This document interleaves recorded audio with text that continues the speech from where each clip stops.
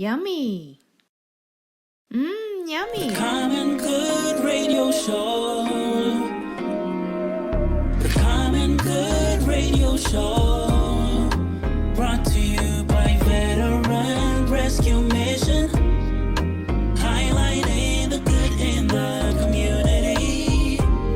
Hosted by Pastor John McClain. Tucson's favorite family show. Hello, everybody. Welcome back to another episode of the Common Good Radio Show, brought to you by Veteran Rescue Mission. I am happy and proud and excited to be here with you. But as you know, this would not be the Common Good Radio Show if I did not give grace and thanks to a very amazing God that just makes me so excited to be here. It makes me happy to be able to share with you some of these great organizations that we have in the community that are doing some great things, share some new information. And usually I do that with the Lord's Prayer that goes a little something like this. Our Father, who art in heaven, hallowed be thy name. Thy kingdom come, thy will be done on earth as it is in heaven. Give us this day our daily bread, and forgive us our trespasses as we forgive those who trespass against us. And lead us not into temptation, but deliver us from evil. For thine is the glory, the power and the glory forever and ever. Amen. So that all being said, I got as I said, I have an amazing show for you today. We got a lot of amazing guests, some pillars in the community, stakeholders by any measure. I'm very lucky to have met our first guest that we have in studio. Like many people that you've heard me say before, someone I met through the Arizona Sands Club, but as I've got to know him better and better, I've just felt so very blessed to just have access to this I want to say this wealth of knowledge, but I feel like that's kind of like an understatement, because it feels like this ocean of kind of informational encyclopedia in regards to finances and in the financial world. Because, for example, the last time we had him on, and I'm going to botch it just so to give you kind of a sense of how little I really know, he was telling me about some organization called like Brink or something like that was like an example of the European nations came together and kind of in a way pulled together and made a economic group to serve those nations as a whole. This as well has been done with Brazil and Russia and China and a series of India, I believe, a series of other organizations. That's where the name comes into play, which I never heard of before in my whole entire life until this gentleman filled us in, which he's not only going to tell us more about that organization and kind of what their doings are, but he's going to fill us in on so much more, but without me completely ruining it and botching it and giving everybody a sense of how little I really know. Thank you for coming to the show, Bob Call with Sabino Investment Management. Well, you're welcome, John. So it's a pleasure to be here and have an opportunity to talk to your audience. Yeah. So on my last blog commentary, it's called An Update on BRICS. Okay, BRICS. BRICS is what it's called. Okay. Yes. Well, BRICS Plus now. BRICS Plus. So, and what are those letters? How do you spell that? So the original 5 countries were Brazil, Russia, India, China, and South Africa. Okay. So that's what BRICS stands for. Okay. On January 1st, 5 other countries were added, including Iran, Egypt, Ethiopia, Saudi Arabia, and the United Arab Emirates. Whoa. So so you got 2 major countries, well, 3 major countries that have historically priced their oil products in U.S. dollars. And you probably heard on the news recently that Saudi Arabia announced that they were no longer, they'll still price some of their transactions in dollars, but they're going to really open it up to multiple currencies when they sell their oil. And that's consistent with the BRICS initiative.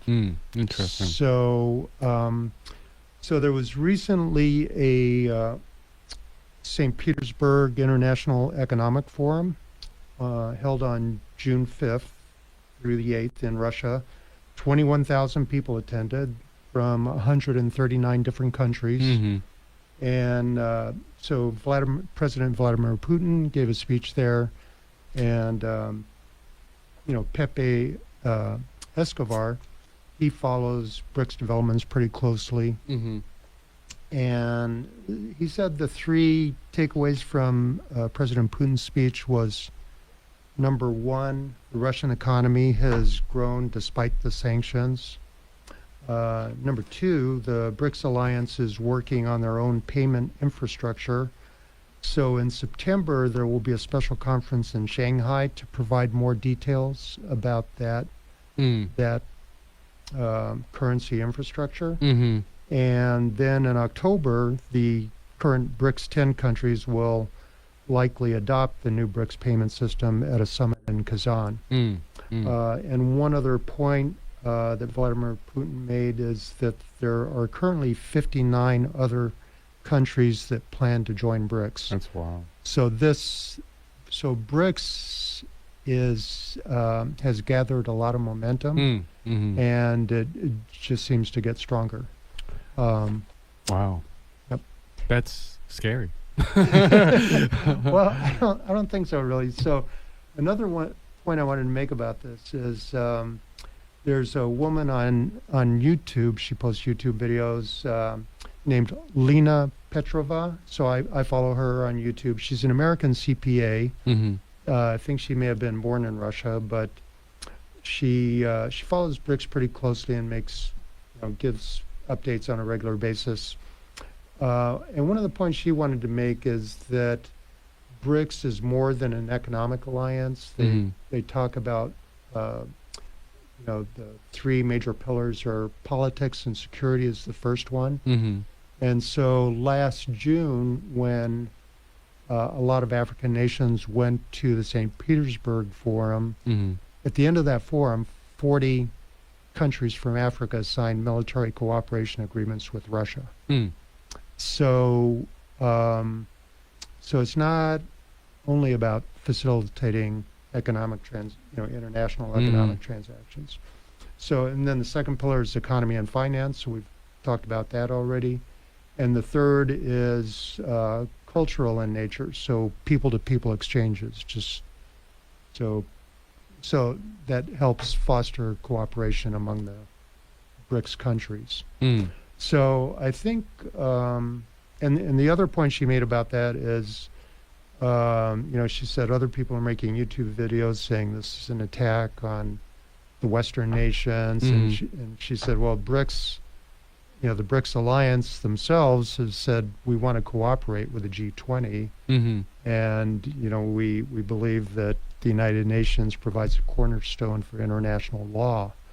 So they really want to work within, with other existing organizations.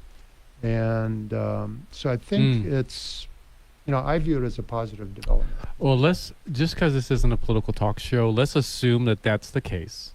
And let's talk about the how our American debt currently is 34.8 trillion, and how that affects our economic future. Okay. So there's you hear updates in the news on pretty frequently about the amount of outstanding debt and the budget deficit.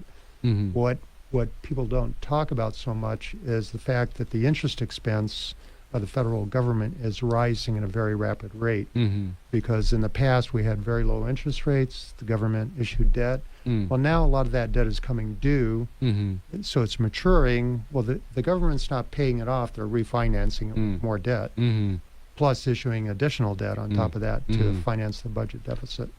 So the current interest expense on an annualized basis for the federal government is about $1.1 trillion. Okay. And if you just refinanced, the entire 34.9 trillion of U.S. Treasury debt at 5%, you'd be at 1.75 trillion. So anyway, that is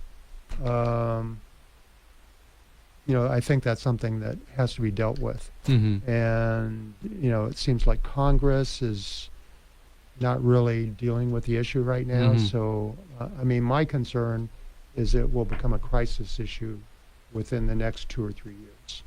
Well, for you, let's bring it back to kind of the individual and where you can help, particularly with the individual. How can people reach out to you, and what ways can they connect with you to address their financial independence and their financial issues currently moving forward?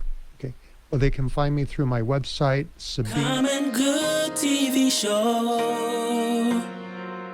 The Common Good TV Show. Brought to you by Veteran Rescue Mission. Highlighting the good in the community. Hosted by Pastor John McClain, Tucson's favorite